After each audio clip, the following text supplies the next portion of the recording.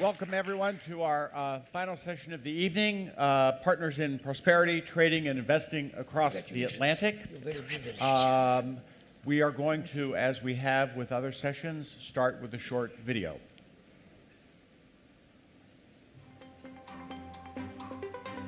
Global economic relations have dramatically evolved in the last decades. While trade agreements are slowly unlocking the potential of greater economic ties throughout the Atlantic, increased investments are creating the potential for long-term relations. At the same time, measures taken to limit them are indicators of how open Atlantic economies really are. The shift from aid to trade and investment as the focus for renewed relations between Europe and Africa can also be seen as a redefining paradigm for the entire region. Creating wealth and value in the Atlantic region will vastly depend on the nature and dynamic of economic exchanges. What are the new priorities and strategies for redefining the global supply chain? How are societies absorbing new and more intense levels of exchanges? When it comes to the future of the global economy, what are the expectations for the wider Atlantic? Welcome. We are all painfully aware that we stand between you and dinner and possibly a drink, so we'll try to make this entertaining and provocative. If we fail to be provocative, we hope that your questions will provoke us to a discussion that will hopefully illuminate some of these issues. I'd like to introduce our great panel.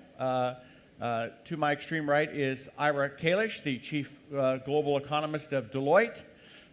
Next to him is the Honorable Fernando Nelly Ferrocci, Commissioner for Enterprise and Industry at the European Commission. You've met Dr. Torre already. And here on my immediate right is Marta Lucía Ramírez, the former Trade Minister of Colombia. We meet at an interesting time in world trade and investment. As the video pointed out, it is an increasingly important and dynamic part of the world economy. The problem is it's slowing down. We had a dramatic slowdown in trade in the wake of the Great Recession, but that was to be expected. No one was lending, no one was trading, the economies in many countries had collapsed. We then had a rebound in trade, led in part by a rebound in foreign investment. But what we're seeing now is a slowdown again in world trade.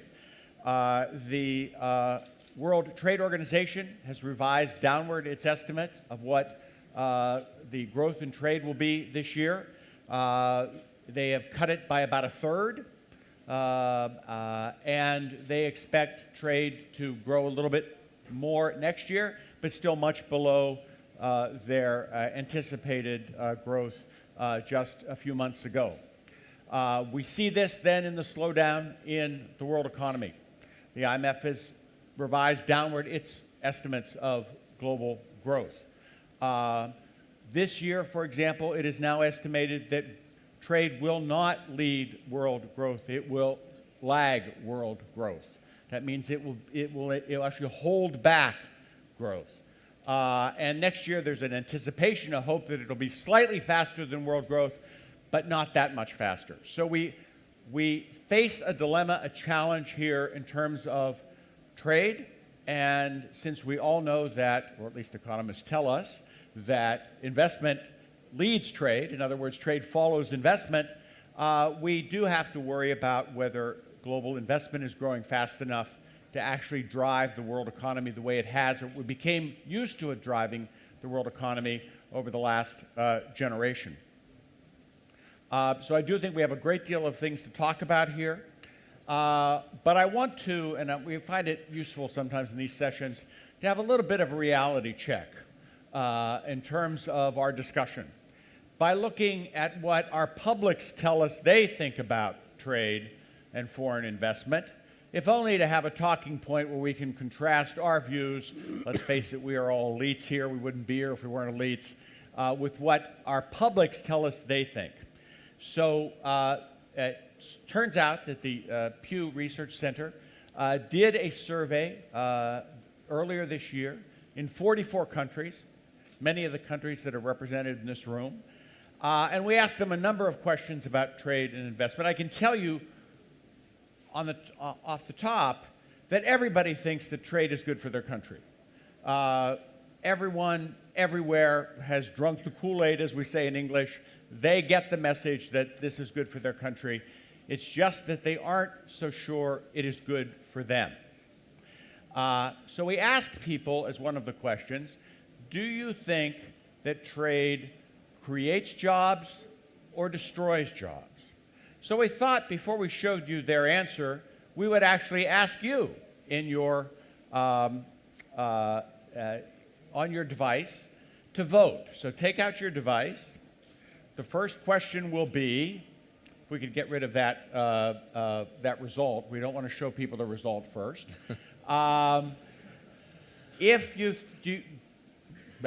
Does trade create jobs or destroy jobs? That is the first question. And you have 15 seconds to answer that question.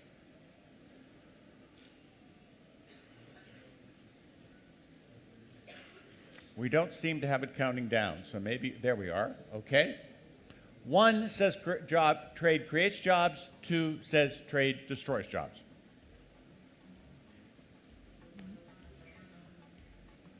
Okay, the second question is foreign investment. I can tell you ahead of time, everyone around the world, or almost everyone, loves greenfield investment. If you want to come and build a plant in our country, we're more than happy to have you do that. The bigger question is, what if a foreign company wants to come and buy a domestic company? Foreign-led mergers and acquisitions. Do you think that's good for the country? Then hit 1. Think it's bad for the country? Hit 2.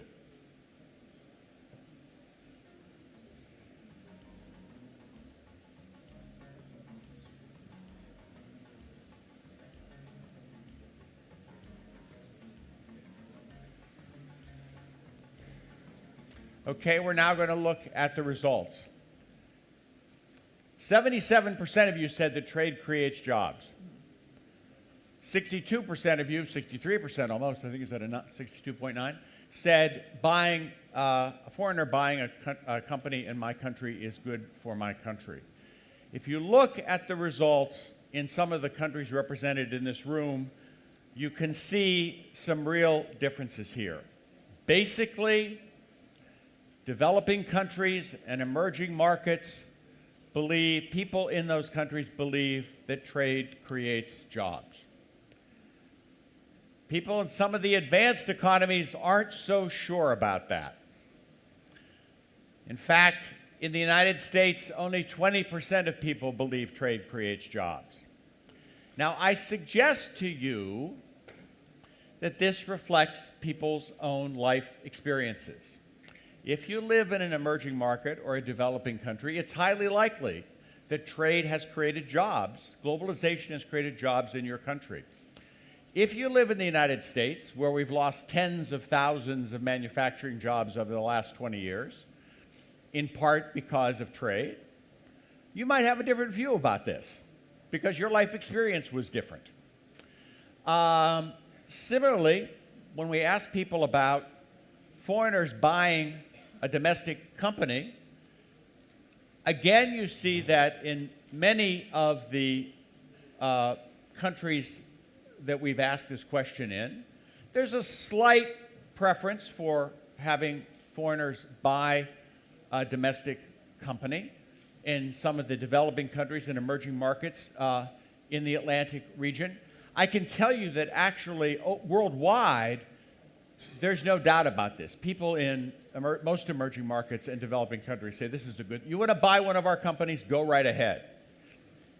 But look at some of the answers in some of the advanced economies. Look particularly at the result in Germany. Only 19% of Germans believe that a foreigner buying a German company is a good thing. For those of you who have been following the debate in Germany recently about the Transatlantic Trade and Investment Partnership and the worry in Germany about a thing called the investor-state dispute settlement, this is why Germans are so upset about it. They don't trust foreigners who come in and invest in their country. But it is also true that Americans aren't so enamored of this either. So one of the challenges we face going forward, it seems to me, is that our publics aren't necessarily sure that they believe in what the economists or their public officials are telling them, that in fact this is good for them.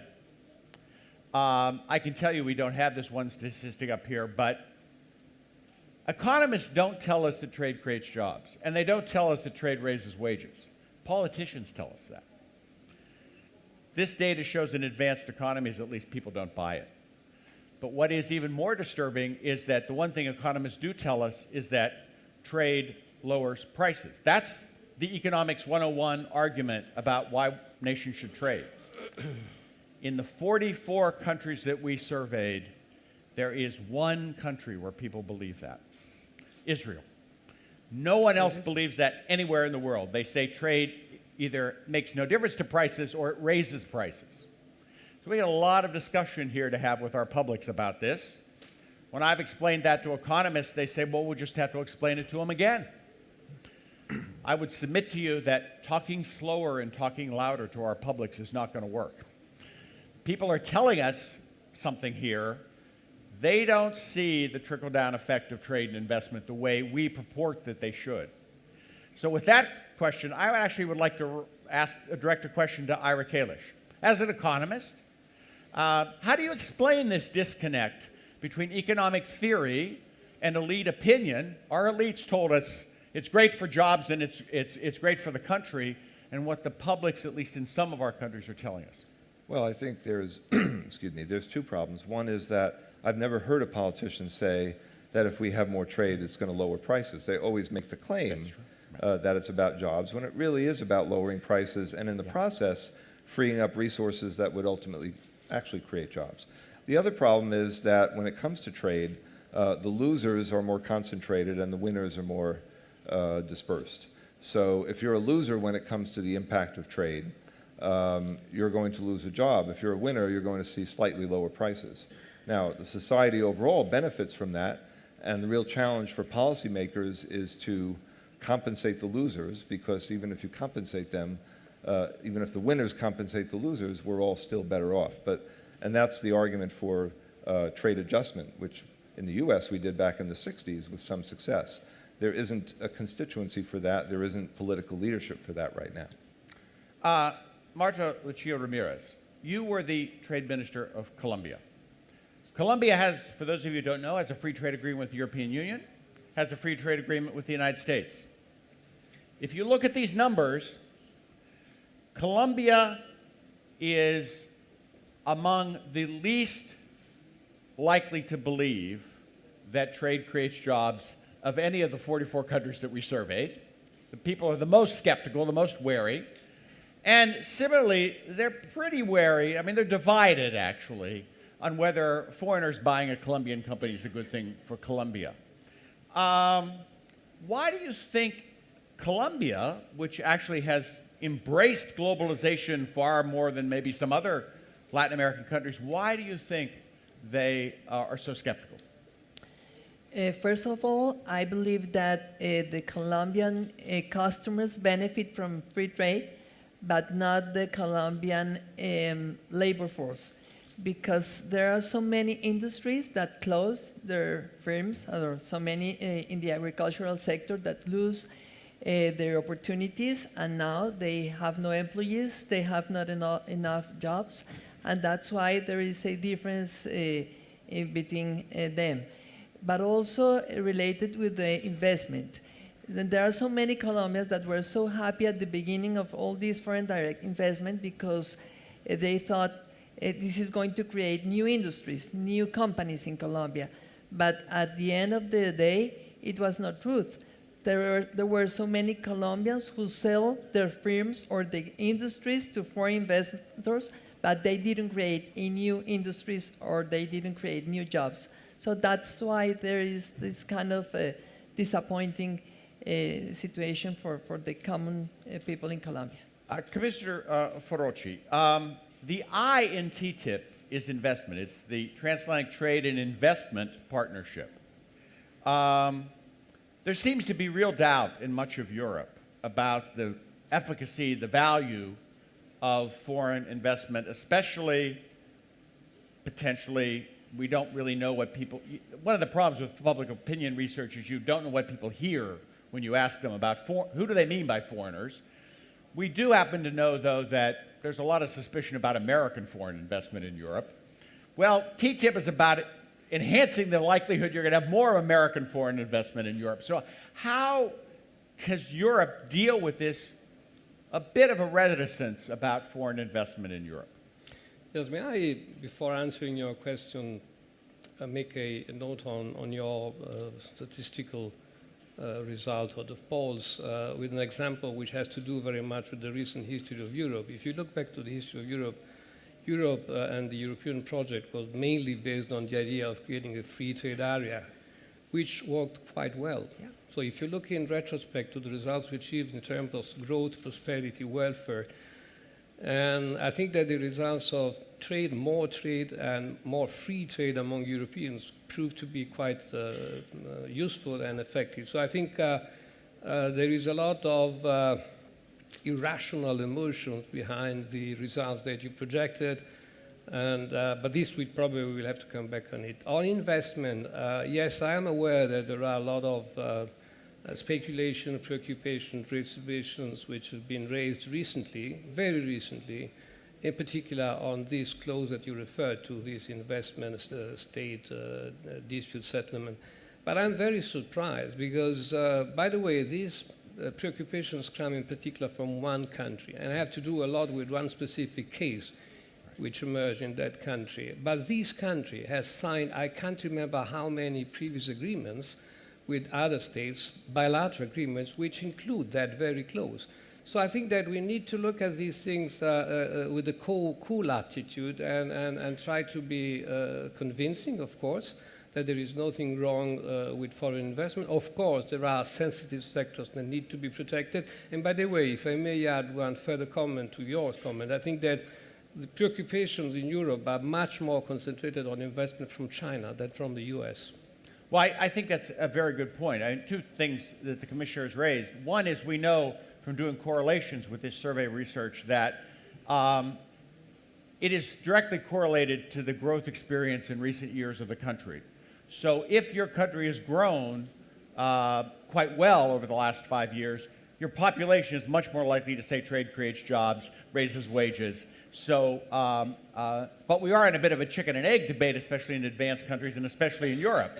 We think we need more trade and investment to stimulate growth, but the public, because there hasn't been trade and there hasn't been growth, are skeptical of trade and investment. So it is a political challenge to sell it in that environment. And I do think you're right. I mean, I think it's very interesting to think about what the impact of growing Chinese investment, especially in Europe and the United States, is going to be in the long run. We're just on the cusp of major Chinese investment. And I'd be curious, Ira, I was going to actually ask you this later, but I'll ask it to you now. Is China the 800-pound gorilla in the room that no one wants to talk about?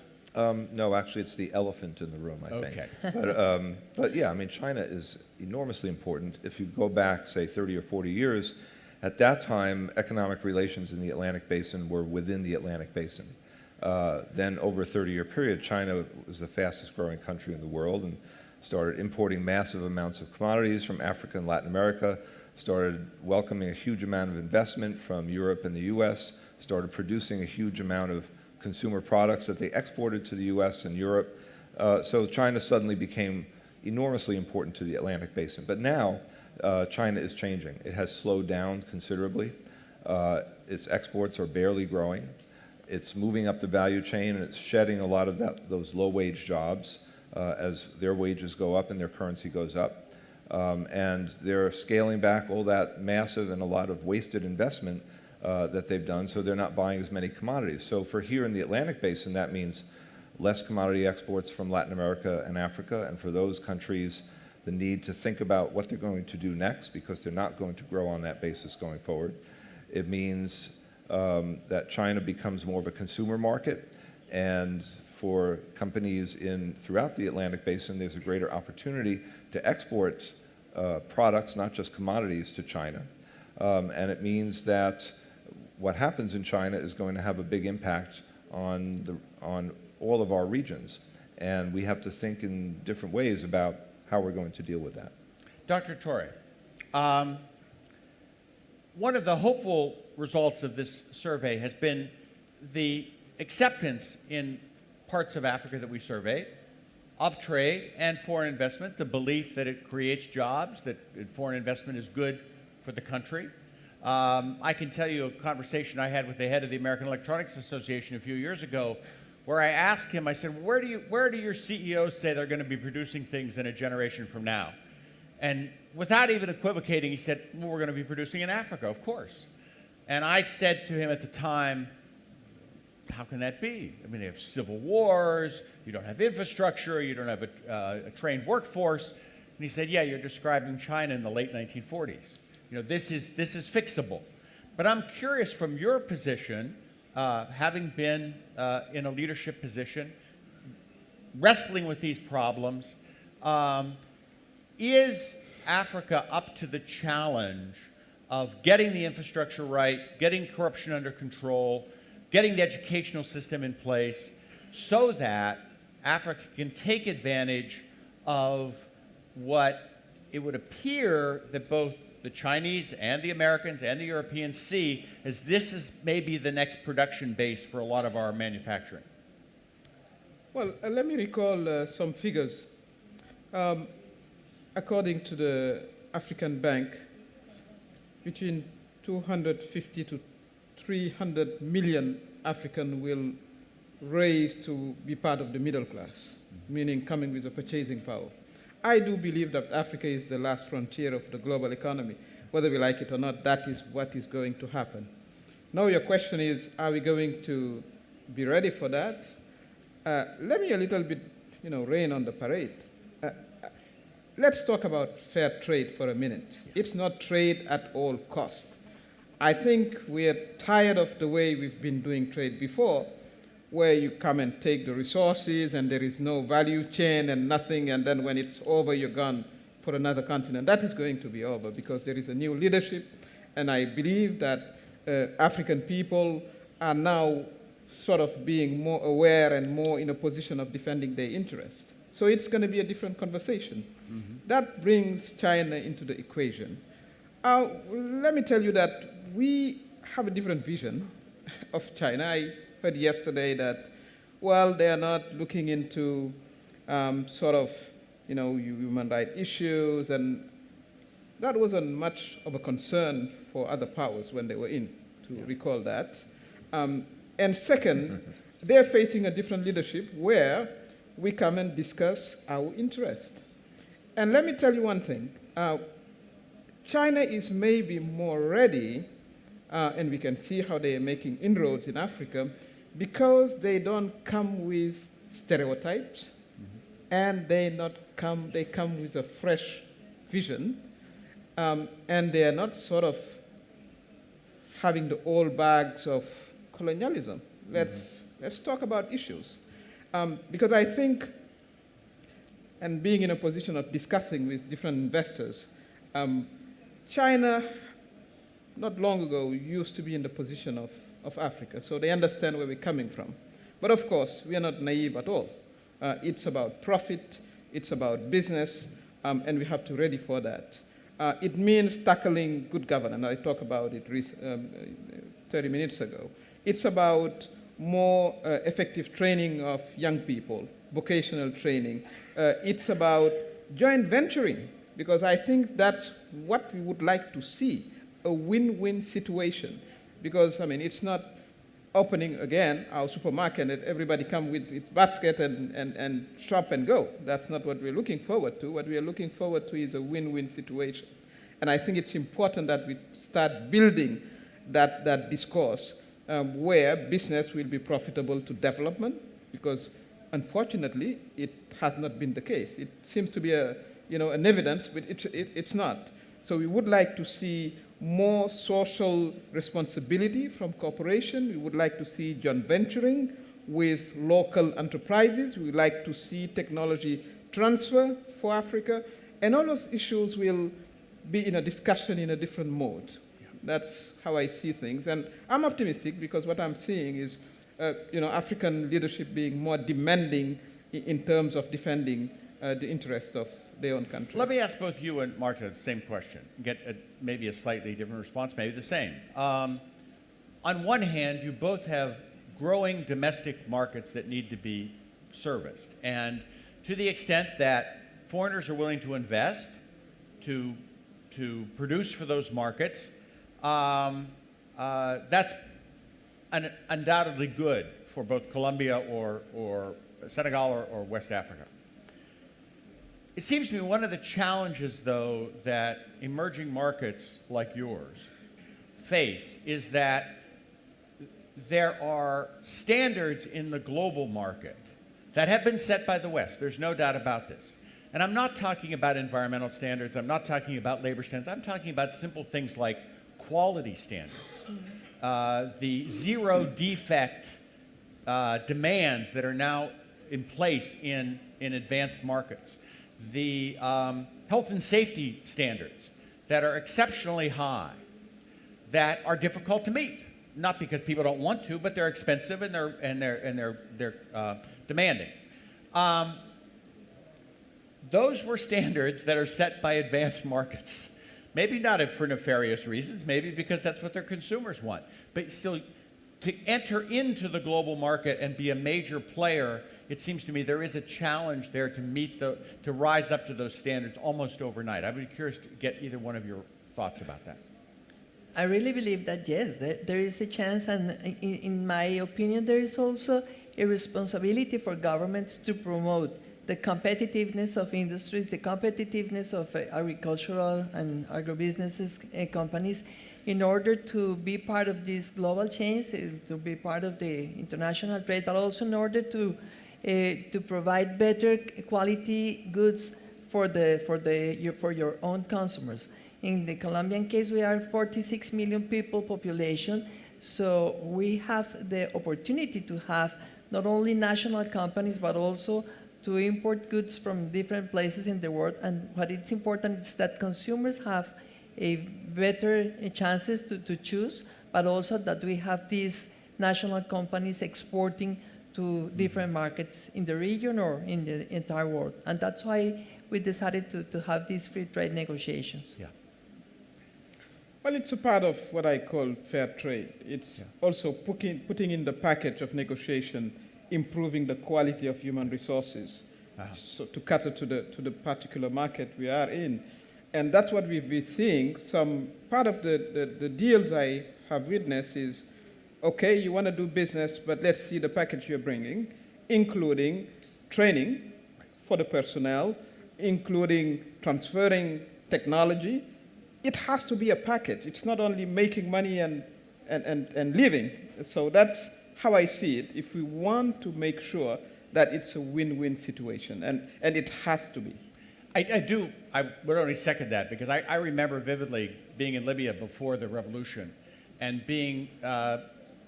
talking to people who wanted to export to Europe fruits and vegetables. Great opportunity for Libya to do that, great growing season. But they bitterly complained about European standards, safety standards. And I tried to convince them that they're not going to lower their standards so that they can buy your fruits and vegetables. Mr. Commissioner, we believe that, or we have believed to this point, that negotiations, trade negotiations, investment negotiations lead to better outcomes for our countries. The problem is these trade negotiations aren't going so well these days. TTIP has not progressed as fast, I think, as some people hoped it would. The WTO has not produced for years now.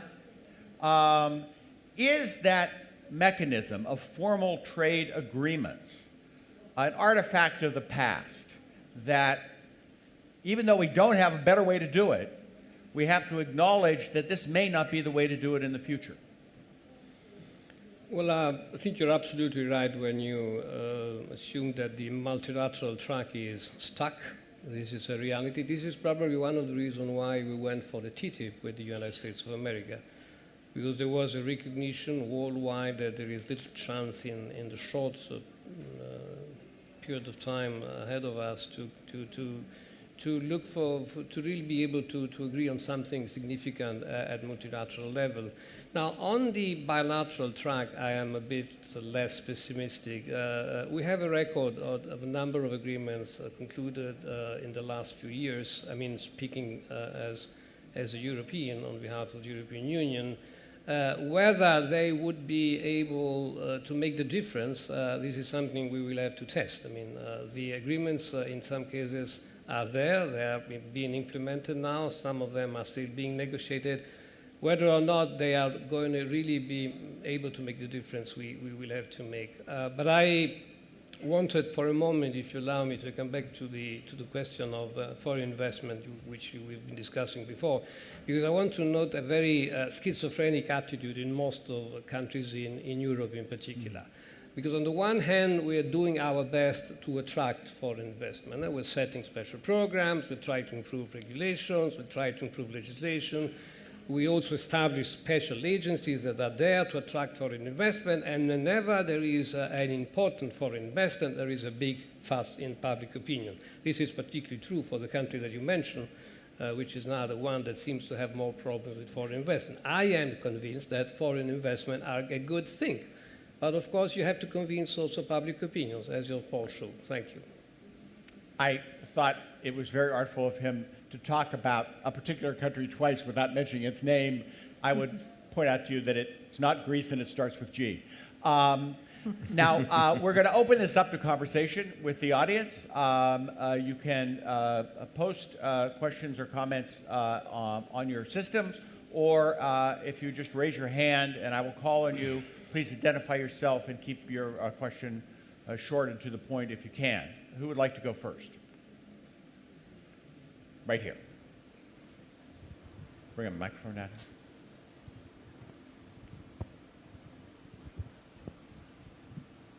Hi, my name's Catherine and I'm from the US.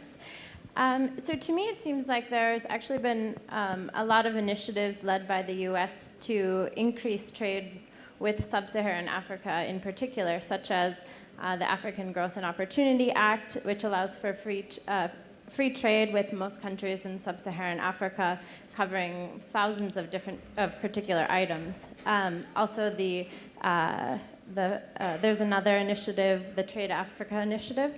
So, however, last year imports from sub-Saharan Africa were actually down about 21% from the year prior, and in terms of total imports from sub-Saharan Africa, it's only 2% of the imports that the U.S. Receives per year. So my question for you is, with this in mind, what are the main impediments to trade between the U.S. and sub-Saharan Africa in particular? Is it supply? Is it infrastructure, regulations, standards, like you mentioned with Libya, logistics, and how can they be overcome? We'll take one more question if there is one.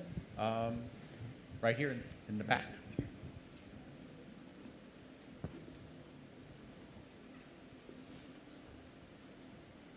Thank you very much. My name is Franklin Kujo, and I run a think tank in Ghana called Imani.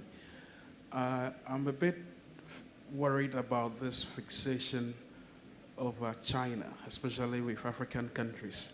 And I think I'd like to make a comment and then probably ask a question afterwards. While most African leaders are refusing to accept that the standards that have been set by the West clearly are the standards that we need at home to do proper business and essentially draw a lot of investment. As the former Prime Minister going to tell us essentially what the lessons they are learning, not just your country, but my country, I could share a lot of experiences working with China and learning with great disappointment that after signing all these nice deals, the dollars don't flow because we are weak in showing the profitability and the viability of projects. Those things that you require would be required of you if you were trading with a Western country. And I think that China is providing an excuse for us to build these reforms, because whereas the World Bank, for instance, in my country, had voted billions for infrastructure-related projects, because we have to do not the difficult work, but the disciplined work of filling the forms and ensuring that every dollar counts, we don't. We rather leave $1.5 billion sitting in the vaults of the Ghanaian government, which is unused. And the World Bank publishes all these projects. Meanwhile, we were chasing a fictitious loan from China for 4 years, and we learned with great disappointment that with the Chinese, if we don't show $1 million, you can't get $1 billion. How are we addressing those issues? Thank you. Dr. Torre, the first question. What do you think needs to be done, and is it from the American side or the African side, to enhance the trade relationship with the United States? Well, I think she answered to her own question. I think she laid out most of the obstacle. The first one, and I think we talked about, is how to raise the quality of production. It speaks to training, it speaks to infrastructure, I mean, all these things that helps you to be up there. But the AGOA agreement, my remark to it is, it needed, some of a policy to support countries to perform, I would say. Otherwise, it doesn't work, because you're finding a country that is dealing with its own challenges, as you lay them out. And if you don't add to the agreement sort of a partnership, whether it's technical, logistically, etc., it won't happen. So it's there, and countries by themselves are not able to meet to the standard. So it has to be, as I said again, sort of a package. It's not only, okay, you're allowed to export X, Y, Z in such a manner, but it's also about a cooperation on how to do that. So I think we have to rethink. That's why I was talking about fair trade. I think it's a new world. I mean, we talk about the kind of leadership we need to develop, the new leadership. That's what it is. It's a win-win situation. I'm going to help you to be a better producer, to raise the standard, the quality of your human resources. I'm going to see how we can partner for building infrastructure. In return, I'm opening my market because I need you to come in. That's the way I would look at it. So it takes a shift in the business community. I know it's like I'm preaching, but that's the way to go. And I'd like to just quickly talk about a sector that maybe might help us to go that way. It's agriculture. Because of the food crisis, Africa, let's remember, 60% of the land is still not exploited. So it's a huge avenue. So the food stock will be going down. So a lot of investors will turn their eyes to Africa. So at that point, maybe what I'm saying will need to happen if you want to feed the rest of the world. So that's the way I would look at it. It takes a different framework in the business community. It's not only about, of course it's about profit, but what's the best way to get to profit while sustaining also the environment, sustaining the production system, increasing the quality of the human resources. And I think that's where people do business, fairly, and I would say also happily. So. Yeah. Marta, Colombia actually has, to my mind as an observer, developed some very good niche markets in the global economy. Flowers, for example, as Kenya has as well. Things that I would say 20 years ago thought about trade, you wouldn't think about trading flowers across long distances, but it actually proved to be a very viable business and a very lucrative business, and an adept selection of a niche market. Is Colombia's experience in how one finds one way in the global economy and finds those niches something that other countries can learn from? The niche that you have mentioned, it was very important for us. It's still important, the cut flowers. But now we are using this experience in order to develop, for example, organics. Organic food, which is so important not only for the health and of course for better quality food in the world, but also because it creates richness. It creates this value added in the agro-businesses. And the problem we have is that the last 15 years, it's a problem, Colombia start having more and more and more oil, more coal, more the energy sector exporting. So it creates this kind of sick in the Colombian economy, and that's why the manufactured goods and these kind of exports have been affected because of the exports of oil. But let me mention something else. It seems to me that the policymakers have to be very focused in help the private sector in order to have, for example, more innovation.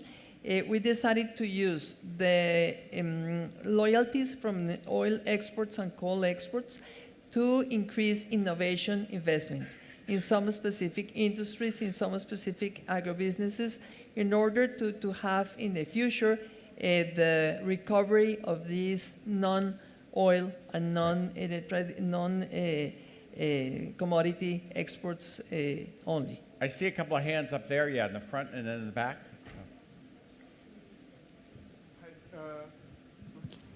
Hi, my name is José Antonio Zaibert, and this is a very pragmatical question linking the previous sessions and this current one, linking trade and corruption. And basically, this is a question to Dr. Thoreau. When you decided to tackle corruption, what were your first steps? What was your strategy? I would say, I make this question because usually in Brazil, many politicians, when they face a certain challenge, they say, oh, let's rewrite the statute. Let's publish another one, and then we tackle the challenge. And linking this questions to another one, what would, in your opinion, what is the greatest challenge to fight corruption? Following Professors Lawrence Lessig, would it be to reform campaign finance? Thank you. In the back, we have another question. Yeah.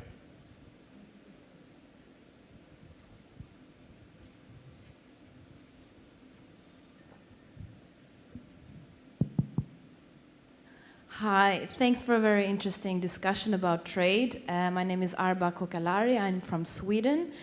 I think there is a really big gap between when we talk about that we need more trade, more markets must be included, more countries must be included, but how we actually act. We see the new free trade agreement, hopefully, it comes now, it's 2014. It's way too late. The free trade agreement between the States and Europe. And Europe and the United States have suffered from stagnation economically, while we see the countries, many countries in Africa who have an economic growth. Why are we still not giving these countries a chance to actually trade with us? Why are we still substituting our own industries in Europe and in the United States? And why do we still have so many tariffs and obstacles to actually make a more inclusive trade in the world? The protectionism that we have is devastating for our economies. Why are we talking about that? We're just saying that we need to include more, but we're not acting to actually do it. I think this question is primarily to the Commissioner. Okay, and right here, one final question, yes. Actually, my question follows on directly from that, and is perhaps half an answer. Peter, introduce yourself, yeah. Sorry, is that better? Yeah. I'm Peter Kellner. I'm also a pollster. I was watching Green with Envy, Bruce, your figures. But I wanted to link your figures to your point about, well, surely free trade is better because the winners can compensate the losers and everybody's better off. The problem with that is you need a mechanism. And the normal mechanism is taxation. But at the moment, across the world, pretty well every government has huge demands on their tax revenue. It's impossible for them to borrow very much, and there's tax competition. Therefore, it seems to me that the mechanism no longer really exists in the real world for governments to raise tax from the winners to hand on to the losers. And therefore, you get the political response against TTIP and against other forms of free trade. So my question to the panel is there a creative solution to that? Is there a way one can restart the momentum towards free trade in new ways in which you can persuade the potential losers they can still be better off? Dr. Shore, I'll ask you to answer the question about corruption. And one of the things I find interesting when we talk about corruption, and I'll share with you a statistic we had, it's not appropriate to the Atlantic, but in China, where people said corruption was one of the #1 problems facing the country, and it was all due to private business. And I thought, corruption by its very definition is an equation, and on one hand there is a private business, and on the other hand there's a corrupt official. So in this case, the question about corruption, it seems to me, is you've got foreign businesses that are offering bribes maybe, and you've got officials who want to take bribes. How do you balance the way you discipline that in a country setting? I just want to recall that there is an international convention against corruption, which try to address what you're saying, because to have a corruption activities, it's not bad to recall that you need somebody who is delivering the money and somebody who's receiving it. So most of the time, the corrupter is from a foreign country, and you have the public official that is here. So we do have that convention that really set norms and standards. So that's to answer, how do you go about it? I think most of countries are signatories to the convention, and they have to bring the standard within the legal framework, which Senegal has done. And it speaks to declaring your asset, to putting an office against corruptions, to doing annual auditing, and etc. These are standards that are clearly laid out in the convention. So that's a way to go about it. And the second thing is, we do have now a space where you can pursue cases internationally, meaning that if you are a foreign investor practicing a corruption, I don't know, in a foreign country, you can be pursued in court in Europe or in the US, which is a huge step forward, which means that we have now an international mechanism to do that. And I think we have to depart from the idea that corruption can fasten business, because that is also a philosophy we are hearing. Okay, why don't you hand out money so your business will go quicker, you'll save money? It doesn't happen that way. What is happening is it's public money that is supposed to go to social sectors, to development, that goes to private accounts. So that we have to pass that. Mr. Commissioner, the question about why we can't move faster on these trade agreements and why we cannot do better trade agreements with poor countries. I will share with you one anecdote. I remember when the European Union announced its everything but arms agreement with Africa. I called up a friend of mine who was then the #2 at one of the Commission offices, and I congratulate him, and he started laughing. And I said, why are you laughing? I'm trying to congratulate you. And he said, do you really think we would have done this if we thought they could actually sell us anything? It was a very cynical statement, that these things were not as good as they purported to be. So how do we get trade agreements, both between us across the Atlantic and North-South, that are more meaningful? And we have one of our questions from Rainer Budikofer of the European Parliament up here. Can we expect we'll actually get the transatlantic deal done over the next 2 years, or are we going to have to wait till the next administration in Washington? Well, first of all, let me say that I feel relieved after having listened to the last two interventions, because they were an expression of strong support for trade liberalization after so many voices of concerns and reservations. Why we didn't succeed? Why, first of all, we didn't go for a TTIP before? Because this is quite strange, in fact, given the level of interdependence between the two economies across the Atlantic, European and American. One should have expected that we would have gone for an agreement before. In fact, probably because the economies were sufficiently interdependent and interconnected already, there wasn't the sense of urgency for such an agreement. In fact, we realized at some stage that we could have done a lot better, both in terms of increasing trade, but also increasing investment, if we were able to eliminate or to reduce substantially the barriers that still exist in trade among the two sides of the Atlantic. So I'm still referring to these North-North trade agreements. What went wrong? Well, this is difficult to say. Certainly, the political conditions, probably the economic conditions that were there when we launched the negotiations in the summer of last year, 2013, have probably changed. If you look at it from an American perspective, what we have seen has been a constant reduction in the political determination to go for an agreement. The fact that, for instance, the administration was not able or willing to get a fast track by Congress is indicative of the insufficient lack of political determination, not to mention the resistance and reluctances in Congress. And in Europe, there are growing concerns. Some of them I would label as more of an emotional nature, but which will need to be taken into account, because at the end of the day, this agreement will have to be ratified by national parliaments, not to mention the European Parliament. So there was probably an over-ambitious attempt. The idea that we could include so many issues at the same time was probably one of the reasons why we didn't succeed. If I think at a subject like the GMOs or subject like the for instance, this idea that we could reconcile the precautionary principle which prevails in Europe with a much more scientific approach which prevails in the United States when it comes to protection of consumer or food safety requirements. These are things that are probably untouchable.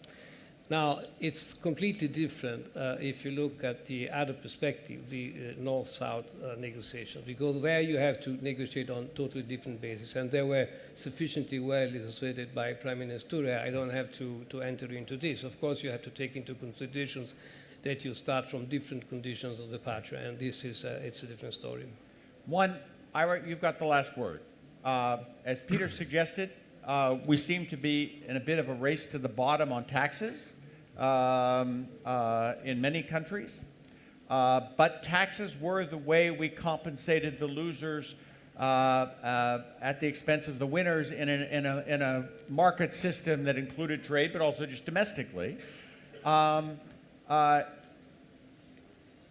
Is there a chance that that won't continue? Is there a chance we can turn that around? Is there another way to equilibrate the system, do you think? Yes, you don't have to raise taxes to spend more money. You can borrow the money. And I know that sounds antithetical to everything that a lot of people believe, but countries like Germany, France, the US, Britain, their borrowing costs are historically low. Yeah. So if they borrowed the money and invested that in trade adjustments as a way to compensate the losers and lower trade barriers, the society would still be better off, the economy would grow faster, the tax revenue would come back to pay off those relatively limited debts. The problem is that politicians have not done a good job of explaining that protection is a tax, and it substantially raises the price that consumers pay. I remember back in the 1980s, when President Reagan in the US imposed protection to protect auto workers from Japanese competition. And that meant that consumers were paying higher prices for all cars, and the prices they paid meant that the cost per auto worker, and these were auto workers who at that time were making maybe $25,000, $30,000 a year, the cost of protection was $100,000 per job saved. It would have been cheaper to let the auto companies lay off those workers and just have the government pay their salaries. It would have been far cheaper, and consumers would have paid lower prices for the cars. So there's a huge cost involved in protection. And at a time like this, and I'm not optimistic about trade agreements right now, but if we were to get a good one that did impose some costs on some producers, I think government doesn't have to raise taxes necessarily. When you have economies that are barely growing, that are close to deflation, and that have historically low interest rates, it makes sense to borrow the money. I think the markets are actually telling us that. I think you're absolutely right. Indeed. That's controversial, though, I know, in Europe. So we'll Very, leave it very, we'll leave it very, at that. very controversial. I'd like to thank you all for a very good session. I'd like to thank our panelists, and I would like to liberate all of you to go eat and drink and be merry this evening and enjoy yourselves. Thank you. Bruce, our thanks to you for really a terrific last session today. Thank you very much indeed. A few very quick items to mention to you. First, as Bruce has told you, there is now going to be dinner, which is going to be in the fountain courtyard of the Hotel du Golf. And there will be night owls after that at 9:45. And then the most important thing of all, to remember to change the time this evening. The clocks, you go back, you fall back 1 hour this evening. So enjoy the evening, enjoy the night owls. Thank you very much.